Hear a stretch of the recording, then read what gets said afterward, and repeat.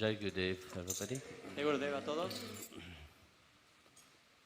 First, let me remove this, it's quite heavy. Primero me remuevo el garland que está muy pesado.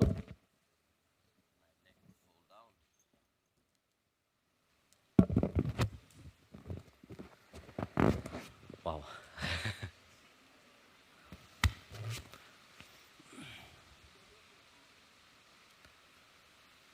While coming, I was asking Swami Revati, what should I talk? No, one thing I wanted to say, 5 years ago when I was here, you all were singing, clapping, and it was very nice to see that the same enthusiasm is still, you still have that enthusiasm to clap and sing together. Even the weather is the same as last time I was here. Nothing have changed. Esto me recuerda porque venía en el auto y le pregunté a Swami Revati de qué debería hablar hoy con ustedes. Y pensaba que hace 5 años, cuando vine por primera vez, también había mucho entusiasmo en las personas y todos aplaudían, y me gusta ver que eso no ha cambiado. Y también el clima no ha cambiado, porque llovía esa vez cuando vinimos. How many of you were here last time, 5 years ago? ¿Cuántos de ustedes estuvieron aquí hace 5 años? You remember it was the same weather? ¿Se acuerdan que era el mismo clima? It was raining like crazy. Llovía como loco. I don't know. You see, in the Hindu tradition, we'll say it's a blessing. En la tradición hindú decimos que es una bendición. But I don't know in your tradition what it is called. No sé en su tradición qué significa. It's also a blessing. También es una bendición, ¿no? Everything that come up is blessing. Todo lo que viene arriba es una bendición. So I was thinking, what should I talk about? You see, in life, there's 2 things. We call Shreya and Preya. Shreya means good, everything which is good. And Preya means everything which is pleasure. So, in Shreya, what is good for us? We know what is good for us. No? Shreya and Preya goes hand in hand. What is good and what is pleasurable. They go together. They are not separate from each other. But the difference is, what is good for us cannot be pleasurable, and what is pleasurable for us cannot be good. Even if they go together, very often, because of that fine line between the two, we don't understand the difference between the two. Because it appeared to be similar. I will let him translate. Entonces, mientras pensaba de qué hablar, me decidí hablar de 2 cosas. De Shreya y Preya. Shreya es todo eso que es bueno para nosotros. Y Preya es todo aquello que representa el placer, todo lo que es placentero en nuestra vida. Ahora, las 2 van de la mano, lo bueno y lo placentero. Pero en realidad lo que es bueno no es placentero. Y viceversa, lo que es placentero no es bueno. Por más que van juntas, se confunde la línea, porque es una línea muy cercana.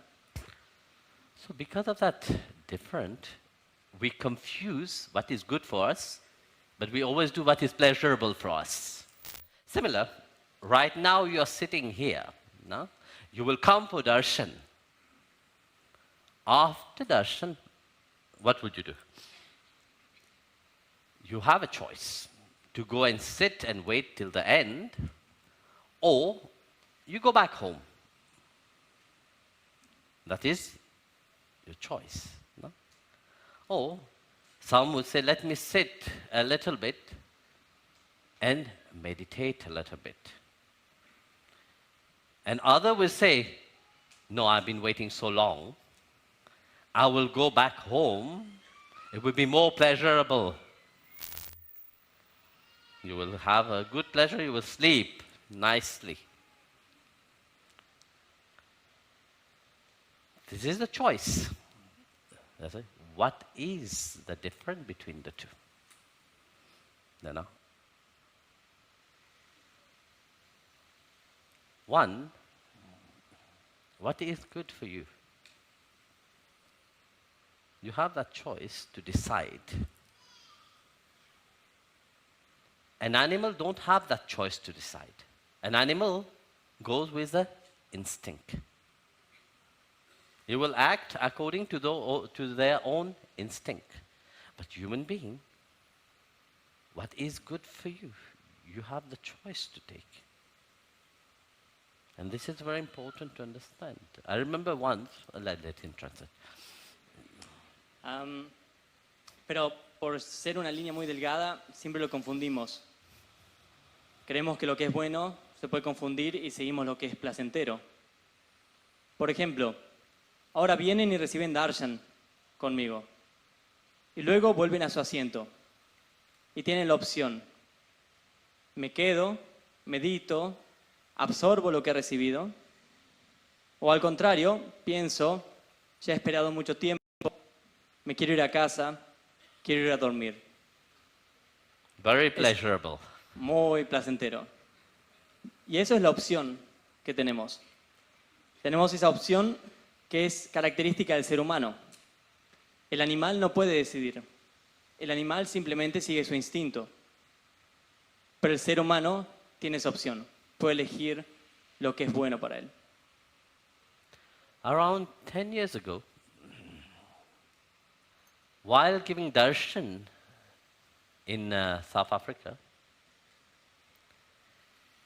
there was one man, before also I noticed him, he will always come, he will sit at the back, you know.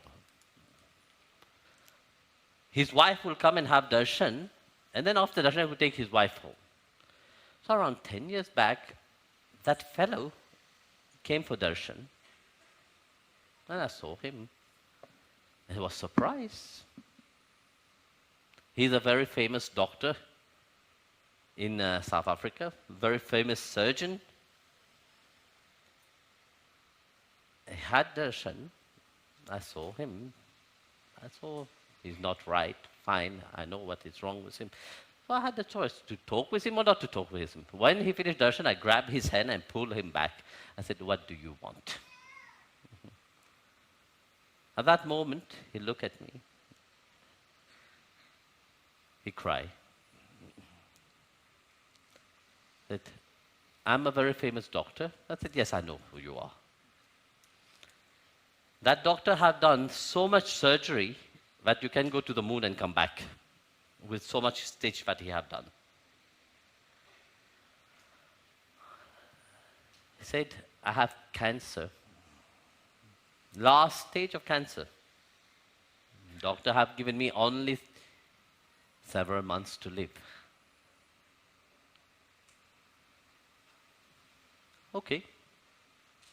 That's good. At least you know when you're going to die. We don't know when we are going to die. We can say, yes, we have 99 years, we will live. Do you know when you will die? You don't know when you will die. Maybe it's tomorrow. You don't know. At least you know you have 3 months to live, but that 3 months, what would you do with that? How do you want to live that 3 months? You want to sit and cry, or you want to expand yourself, rediscover who you are, be in your power, and realize what God has sent you here for. Just that, I said to him. And I told him, do one thing, a very simple thing you do. When I told him what he had to do, he looked at me in a very bizarre way.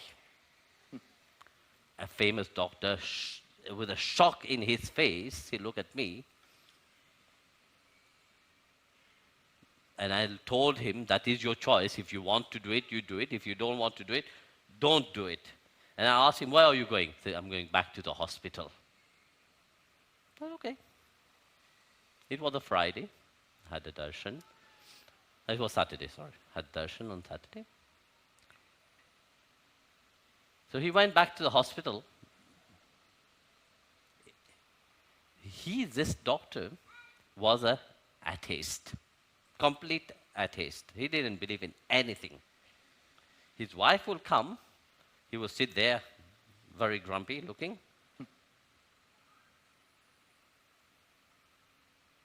For sure, whatever I have said to him to do was, what does he know? You know, we are men of science, we know better. I'm sure he didn't believe it. Well, he said it later on, he didn't believe. So as the days goes by, it went worse and worse and worse. Finally, on a Wednesday, he decided, okay, I will do what he said. Look, I'm going to die now, so it doesn't matter. Let's try it. So he did it, what I told him to do. Very simple. He called the nurse. Nurse, he asked him. He asked the nurse what to have to bring. He bring and he drank it and everything. Funny, Friday he started feeling well. Next Saturday he's feeling well. Monday he was out of the hospital. Even the doctor, which was his colleague, didn't understand anything what was happening to him. Strange, from one stage what was happening, it completely make a big turnover. That doctor who condemned him, saying that 3 months he will die. After they met several months later, said, "You're still alive?" "Yes, I'm feeling fine." That doctor 2 years died. But he's still alive after all this. You see, this is the power of choice what we have in our life. And that is an inspiration that we have. If we really and sincerely want to change our life, we have to be inspired always. I'll let him translate. I guess you don't speak English, all of you, huh? No hablan todos inglés, ¿verdad? But you understand. ¿La entienden? Bueno, Guruji estaba contando una historia de un hombre de Sudáfrica. Hace 10 años. Este hombre siempre venía, pero no participaba del Darshan. Él traía a su mujer al Darshan, la mujer recibía la bendición y este hombre se quedaba atrás.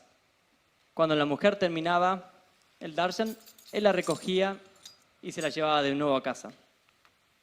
Pero después de mucho tiempo, vino y finalmente tomó un Darshan. ¿Quién era? Era un doctor muy famoso. Y en cuanto lo vi enfrente mío, vi que algo estaba mal con él. Lo agarré, lo traje hacia mí y le pregunté, ¿qué quieres? Él me miró y empezó a llorar. Me dijo, soy un doctor famoso. Y le respondí, ya lo sé, ya sé quién eres. Ese doctor hizo tantas cirugías que podía ir a la luna y volver con la cantidad de hilo usado para coser las cirugías. El doctor le dijo, tengo cáncer y tengo muy pocos meses de vida. Entonces le dije, eso es bueno, al menos sabes cuándo vas a morir. Nosotros, la mayoría, no sabemos. Y Guruji les pregunta, ¿ustedes saben cuándo van a morir? Dijo, tal vez 99 años, tal vez mañana. Pero le dije al doctor, al menos usted sabe, tiene 3 meses. Y le pregunté, ¿qué vas a hacer con eso? ¿Cómo querés vivir? ¿Querés llorar? ¿Querés sentarte y deprimirte? ¿O querés expandirte? Descubrir quién sos, descubrir tu poder y por qué te envió Dios aquí a la tierra. Le respondí eso. Pero también le di una receta. Le pedí que haga algo, muy, muy simple. Y este doctor me miró extrañado, con cara bizarra, y me dijo, bueno, no me dijo nada, pero después admitió que estaba un poco incrédulo. Le dije, es tu opción. Si quieres, hazlo, si no, no. Y Guruji le preguntó al doctor, ¿a dónde vas luego? Y el doctor le respondió, voy al hospital. Esto era un sábado. El doctor volvió al hospital y era un completo ateísta, el doctor que lo ha atendido. También él. La mujer era la única que venía, pero él siempre estaba con cara fruncida atrás. Y por supuesto, todo lo que le dije de hacer, este hombre se preguntaba, esto no es cierto, soy un hombre de ciencia. Y más adelante admitió que nunca creyó lo que Guruji le dijo. Pero ¿qué pasó? Después de ese sábado, él empezó a empeorar ese fin de semana. El domingo, el lunes estuvo internado. Y así estuvo tan mal que finalmente decidió hacer lo que le dije. Porque no tenía ninguna alternativa. La ciencia no le daba respuestas. Entonces me preguntaron nuevamente y le di la receta. Le dije lo que tenía que hacer. La enfermera preparó lo que les pedí y se lo llevó al doctor, que ahora estaba internado. Después de unos pocos días, ese doctor estuvo fuera del hospital y se mejoró. Los doctores, los que lo estaban tratando, no entendían cómo se podía mejorar. Era imposible explicar desde el punto de vista de la ciencia. Se debería haber muerto en 3 meses. Pero después de muchas veces, él vio morir al doctor que lo diagnosticó. Pero él sigue vivo. Y este es el poder de la elección. Y este es el poder también de la inspiración. Si queremos cambiar, tenemos que estar inspirados. You finish. Inspiration. So he had a choice, to die or to live. In our life also the same. How much time we are dying, How many things, we just died wasting time. We don't grow. We are not really progressing. So if we want to change, really, if we want to really awaken our potential, we have to get inspired. Very often is our ego what gets inspired. And sad, when the ego gets inspired, we are not in our potential. We don't grow. We don't manifest that which is dormant inside of us. We keep lagging. We keep sleeping.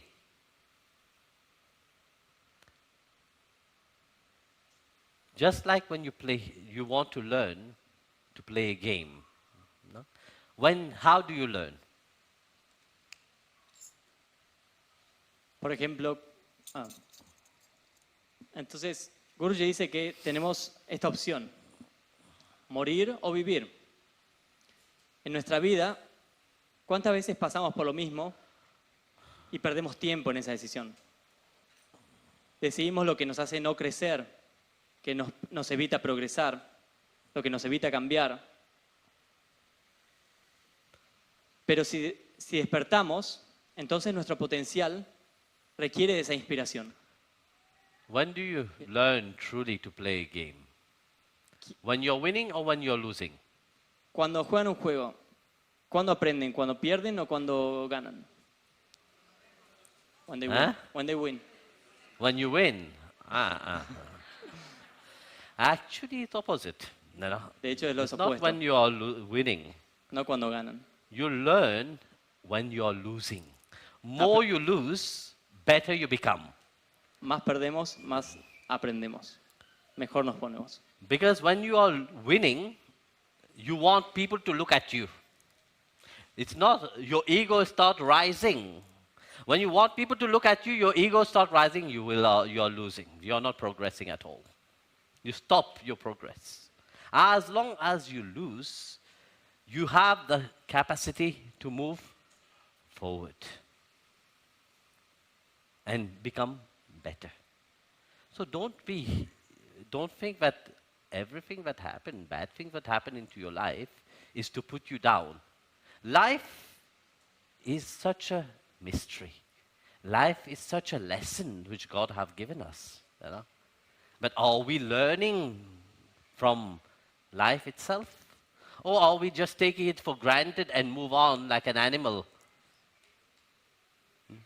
This is sad that human beings are living such a life, you see.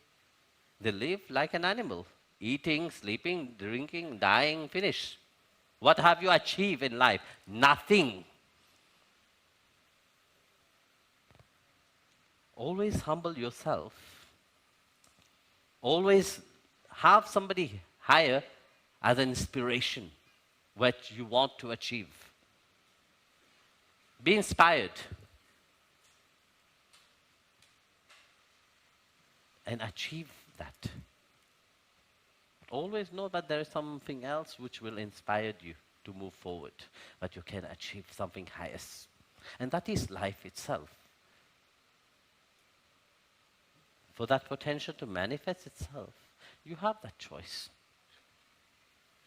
For healing to happen, for love to happen, you have that choice inside of you. You have to have this as your aim. And take the example of those who have forged a relationship with Bhagavan and have reached to that ultimate. And know that you can do it.